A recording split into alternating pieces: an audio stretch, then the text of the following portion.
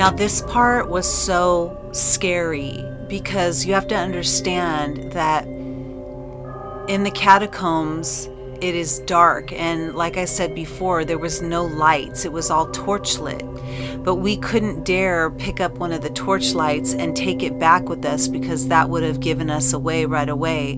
The only thing that we could do was to run straight into the darkness. And that was really scary because we didn't know our way around the catacombs. We didn't know if there was a way out on the other side, although we couldn't. All we could do was twist and turn and run so that the priests who were looking for us couldn't find us. But all that meant was that we were getting deeper into the catacombs and we were risking ourselves getting lost in the catacombs.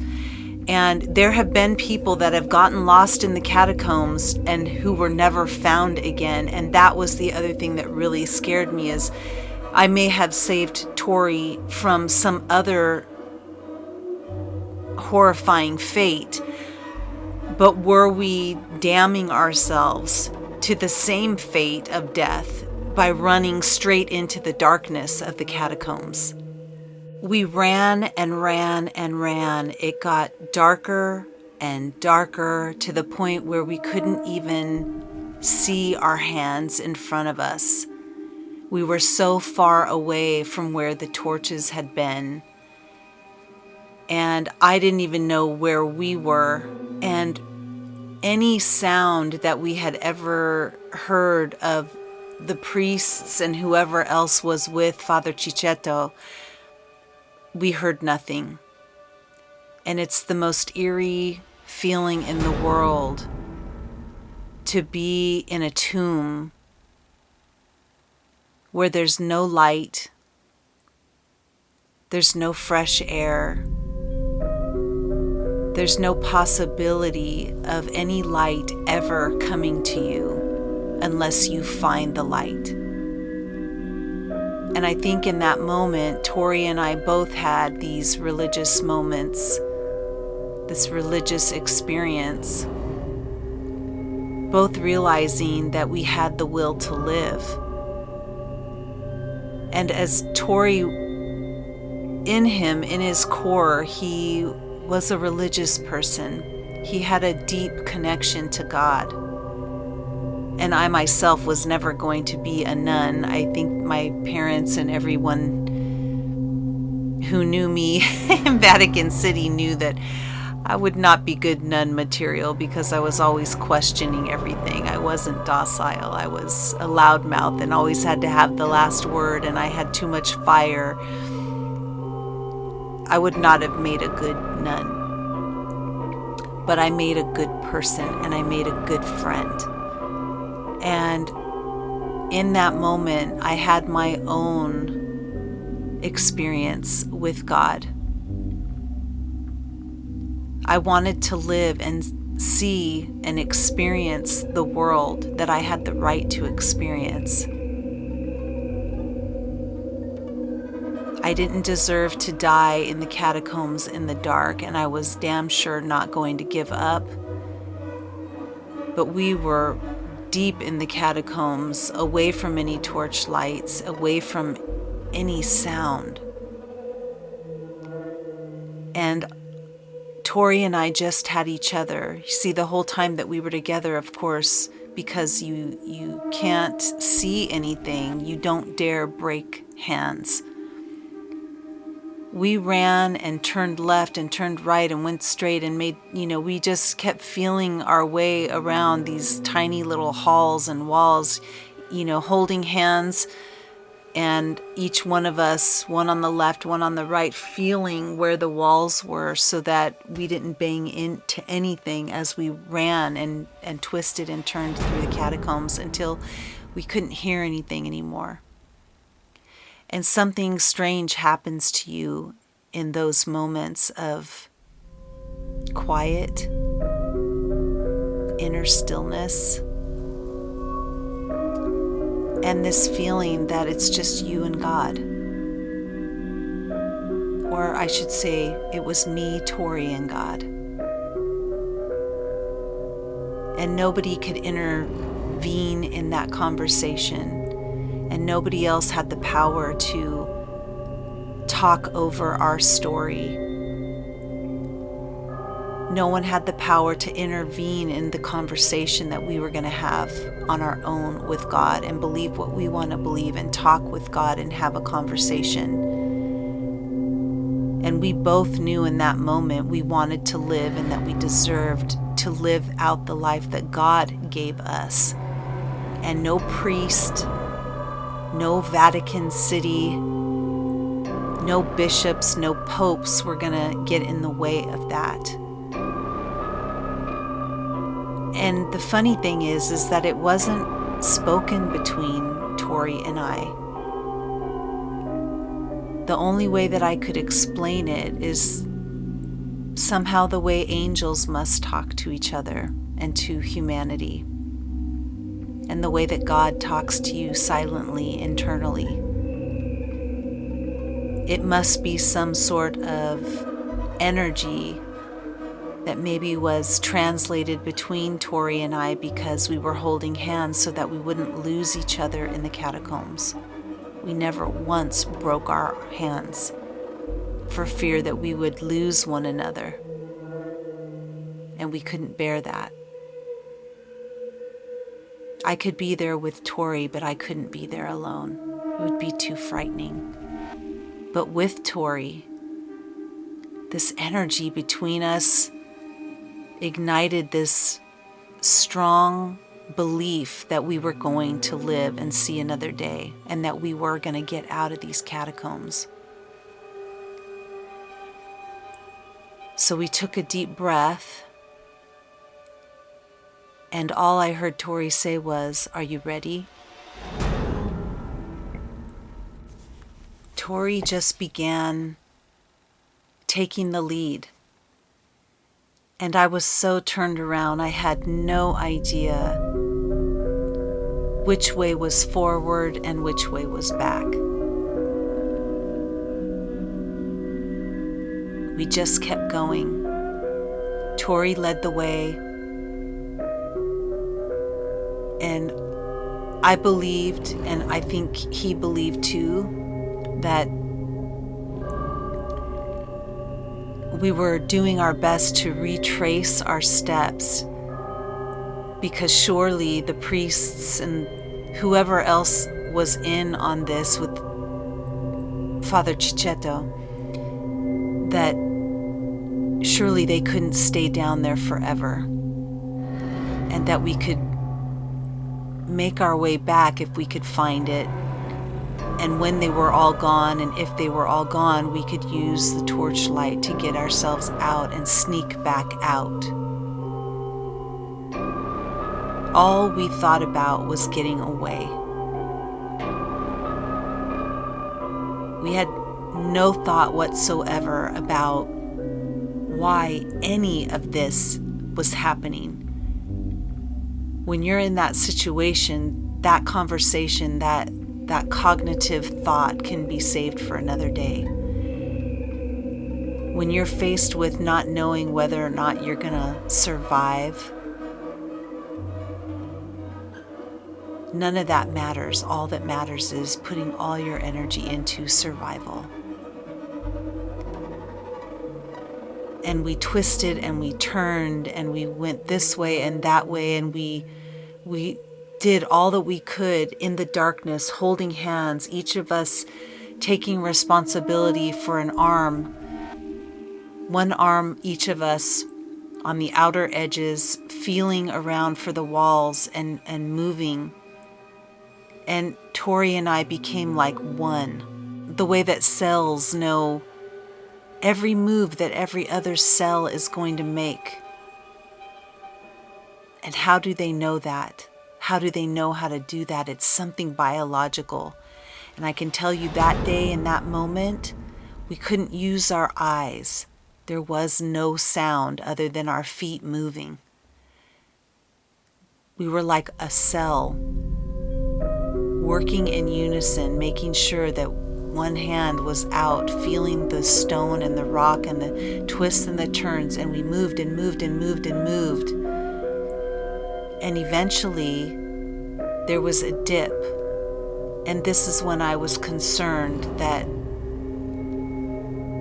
we were not headed back towards where we thought we were, because we had never gone through this dip before. It was a dip in the ground going deeper. And my heart sank, and I know that Tori's heart sank too. We weren't headed back towards that door. But there was nothing else to do now. We had to keep going.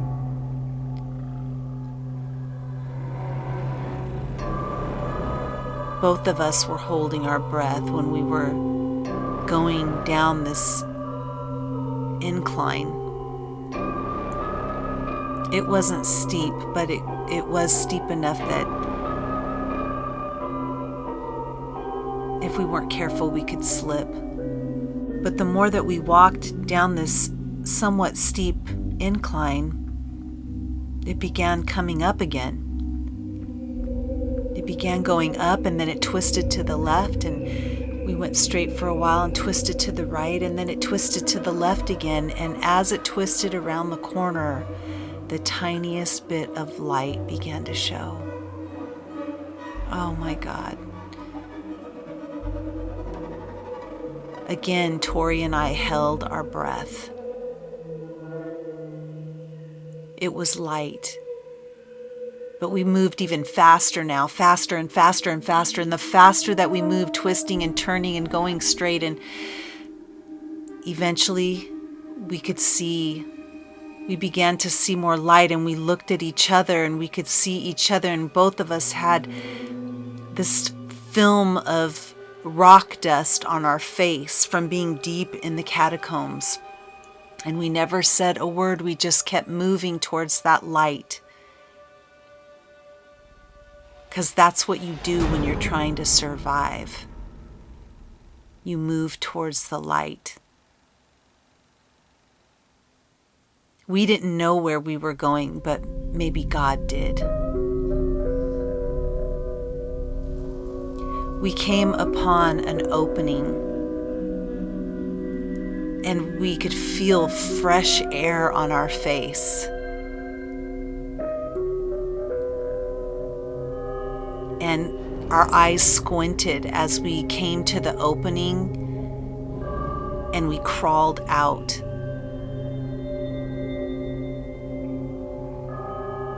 It was like being birthed into life when you've never seen the outside world.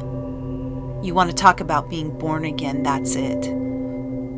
Only it has nothing to do with religion or rules or dogma. It has nothing to do with people joining together and having a collective belief system. It had nothing to do with any of that. It had to do with being rebirthed into your own soulful connection with what it means to be alive, and to believe in a God that helped you through the worst part of your life. And we knew it wasn't over, but we had survived the catacombs, and Tori especially had survived whatever the priests had in mind for him. He had survived it. But our fear was now we're out, and their power was very strong.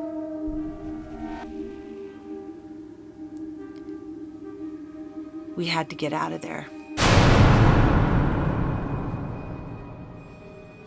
The crazy thing is that when we came out of the catacombs,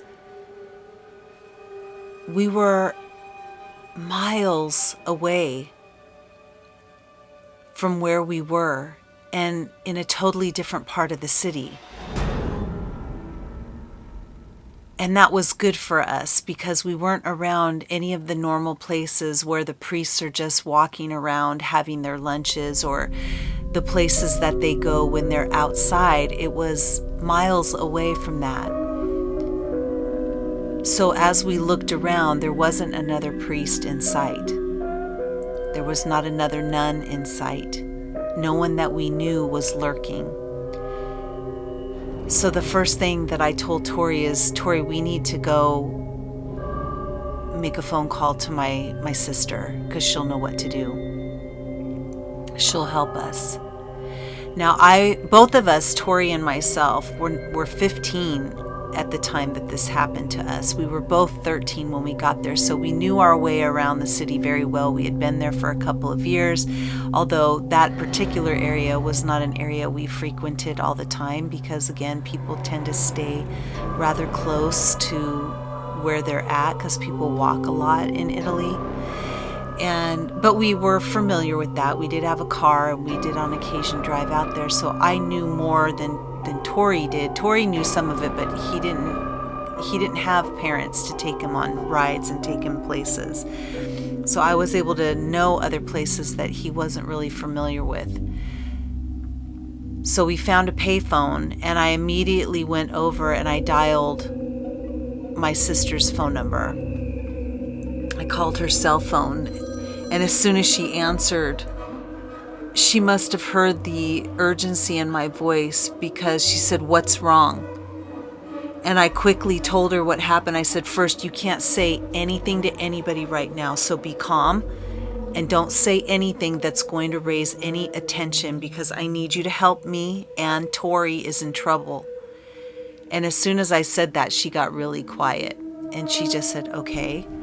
And I said, "I need you to bring your car over," and I told her what cafe we were by, and I said, "I need you to bring your car over here quietly. I need you to not tell anybody that you are picking me and Tori up, because something really scary just happened, and I need you to pick me up and get us out of here first, and then we will talk to Mom and Dad, because we need help." She did not miss a beat, and within a few minutes she was over there to pick us up. We explained what happened to her in the car. She decided the best thing to do was to take us to one of her friends who lives outside Vatican City, and we would call our parents from the safety of being in another area that the Vatican does not control. Because my father worked in the administration office for the Vatican, we knew that he would know what to do, but we also were smart enough to know that we needed to get out of the clutches of the Vatican City so that we could be safe in the interim. Safely deposited at my sister's friend's house, she left, and we had agreed that she would go back and she would go to the house and call Dad in his office and tell him to quietly leave the office and to come home and to say nothing. To not make a fuss, to not raise any alerts, but something was happening, and that he needed to come home very quietly and not raise any alarm in his office whatsoever, and to come directly to the house. And he did just that. When he was at the house, she explained everything that had just happened. So remember, we are safely deposited outside the Vatican City walls. We are at one of my sister's adult friends outside the Vatican City, so we were just sitting there safely while she was in the house, not raising any stir whatsoever, and telling my parents what just happened to Tori, what I had witnessed, and how I followed behind this door. And my father was also very surprised to hear that there was a door where Father Cicetto and then myself and Tori had walked through. He was not aware that there was a door there.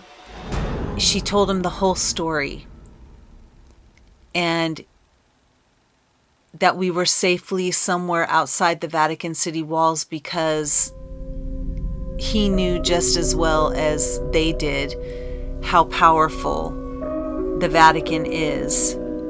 and that until they came up with a plan, they could say anything they want. Just like the missing girl in Vatican City, myself and Tori could have just been another made-up story of why they had to lock us away or shut us down, or maybe we would even just disappear. It was possible because they were all powerful. But outside the Vatican City walls, they didn't control the police there. So that was the safest place, and my father was happy to hear that we were outside the city walls. He was also completely alarmed at what had just transpired.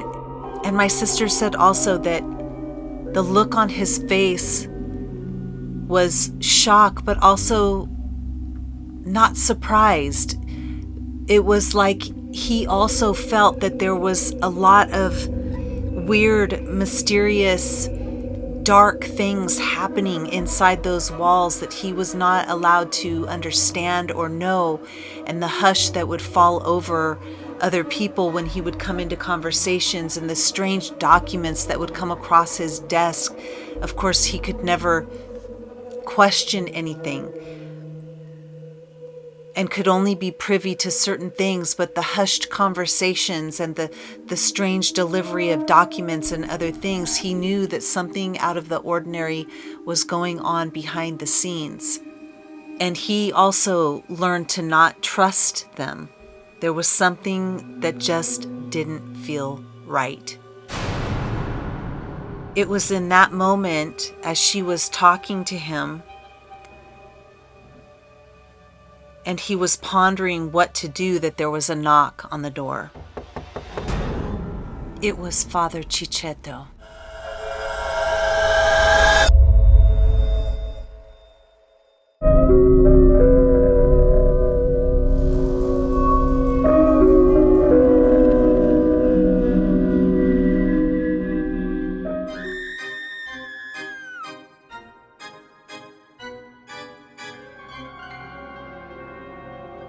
Thanks for watching.